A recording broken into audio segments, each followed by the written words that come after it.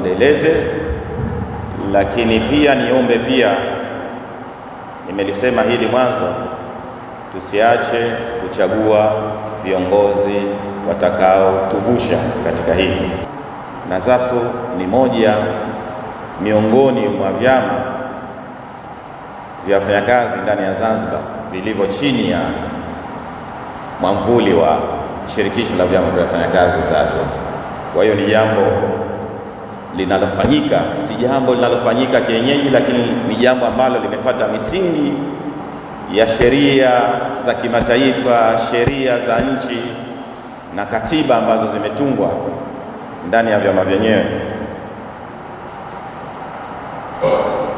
na hii ndio iliyopeleka yale mafanikio ambayo yametajwa.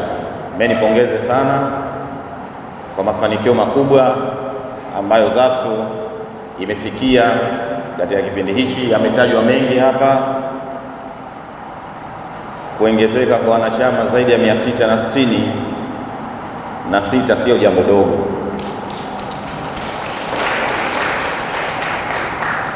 Hongereni sana. Mimi na imani kubwa sana kwa tathmini ambayo itafanyika kwenye ripoti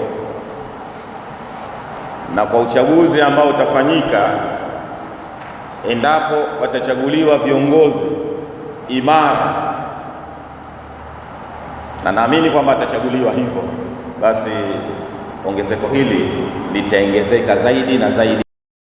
Chama alafu ilisha na nini kanda yetu, kwenye kanda ndio wenye mamlaka ya mwisho ni maamuzi kwa kanda. Sasa mtakuwa mnakutana mara moja, naona kama sio sana. Someni katiba, utekeleze, muwe mnapeleka mapendekezo ya marekebisho, mambo ambayo yanaweza yakasababisha eglisi na nyinyi mkaa mko ndani ya chama. Mkutano huu unafanyika kila baada ya miaka mitano, na kila baada ya mitano chama au taasisi yoyote ya kidemokrasia lazima ifanye mikutano kwa ajili ya kuchagua viongozi ambao wataongoza miaka mitano ijayo.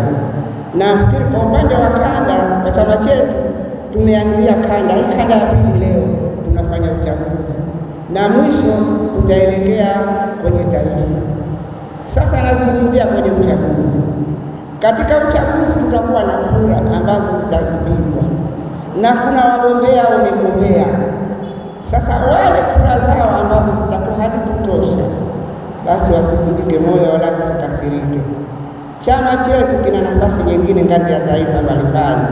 Kwa hivyo kama umekosa hapa, basi unayo nafasi ya kuomba nafasi nyingine katika chama. Unaweza kuwa mwakilishi wa shirikisho, unaweza kuwa mwakilishi wa kamati ya huko, unawakilisha wanachama kwenye kamati ya utendaji, unaweza kuwakilisha wanachama katika baraza na mbalimbali.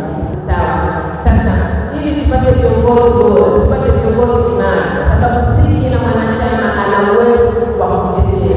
Huo ni udhaifu wa binadamu, si kama binadamu ni wadhaifu, si kama hawataki, lakini ule ni wa binadamu, si binadamu sote tuko sawa. Kwa hiyo sisi viongozi tunakwenda kupiga kura, tuchague viongozi ambao tunasema hawa watakwenda kutupatia sauti yetu, hawa watakuwa ndio wawakilishi wa mambo ya wafanyakazi.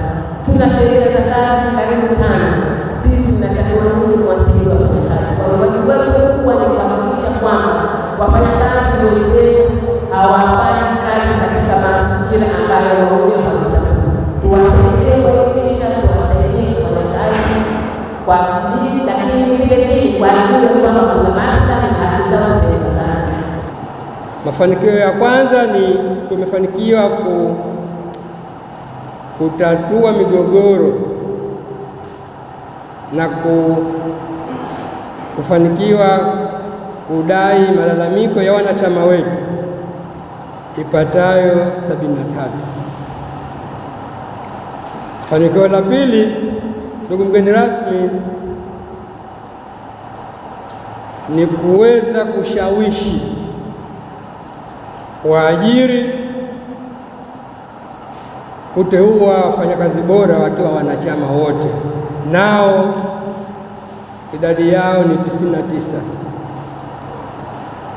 Fanikio la tatu